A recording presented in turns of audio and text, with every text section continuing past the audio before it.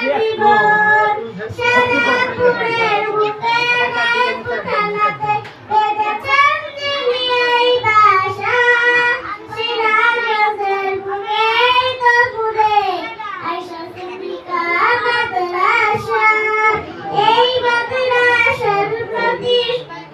প্রতিষ্ঠাতা প্রিন্সিপালের নাম সকলের প্রিয় আমরা জানি মাওলানা আব্দুল সালাম আলামুল মানি করেছেন তিনি আজকে এই দিনে আজান তাদের মেহনতে সারা আমাদের দিন করব ফুলে